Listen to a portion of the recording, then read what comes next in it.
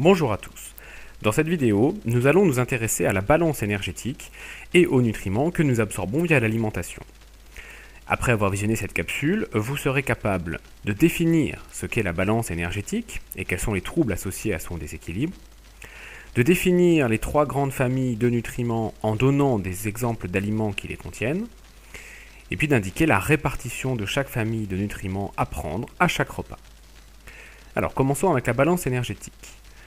Pour fonctionner, notre organisme a besoin d'énergie, et cette énergie est apportée par notre alimentation.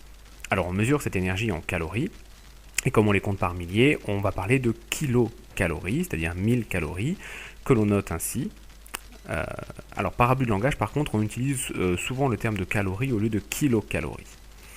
La balance énergétique, elle est la différence entre les apports caloriques liés à notre alimentation et les dépenses caloriques liées au fonctionnement de l'organisme.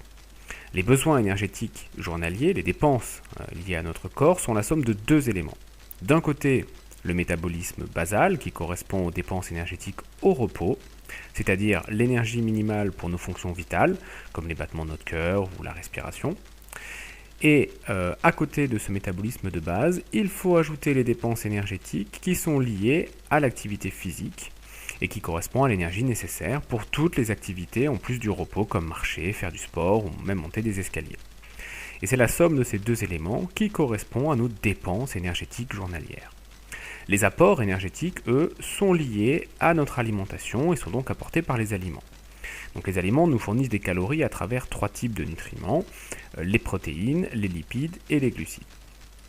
Alors si les apports de notre alimentation sont égaux aux dépenses de notre organisme, alors notre balance énergétique est équilibrée et notre poids va être stable. En revanche, si nos apports sont supérieurs à nos dépenses, alors le corps va stocker ce surplus énergétique et on va grossir. À terme, ce surpoids peut entraîner l'obésité.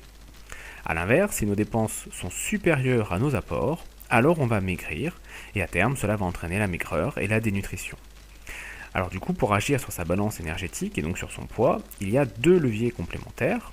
Le premier, c'est faire du sport, ça va nous permettre d'augmenter nos dépenses énergétiques. Et de l'autre, c'est avoir une alimentation équilibrée qui va nous permettre de gérer nos apports énergétiques. Alors s'il faut surveiller ces apports énergétiques, justement, voyons maintenant les différents nutriments qui nous apportent de l'énergie. Alors ces nutriments, on va les retrouver sur toutes les étiquettes des aliments.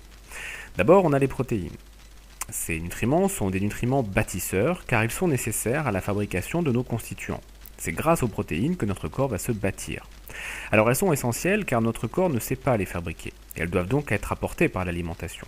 Alors on va les trouver principalement dans les viandes, les poissons, les œufs, les laitages, les céréales et les légumineuses. Ensuite on va trouver les lipides qui forment la graisse.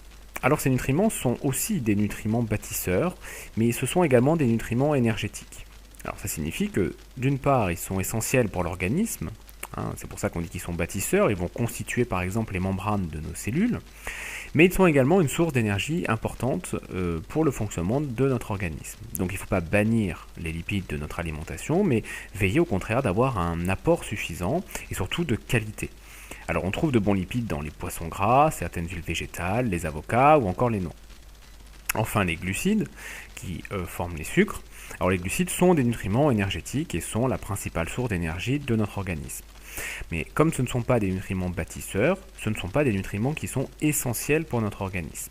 Par contre, il faut évidemment en consommer pour avoir de l'énergie pour notre corps. Alors on va trouver de bons glucides dans les légumes qu'on peut manger alors là à volonté, dans les fruits, dans les céréales complètes ou les légumineuses comme les lentilles, les pois ou les haricots. Alors il faut consommer à chaque repas une part de chacun de ces nutriments pour avoir les éléments essentiels à notre organisme. Alors la répartition idéale dans une alimentation équilibrée est la suivante, environ 55% de glucides, 30% de lipides et 15% de protéines.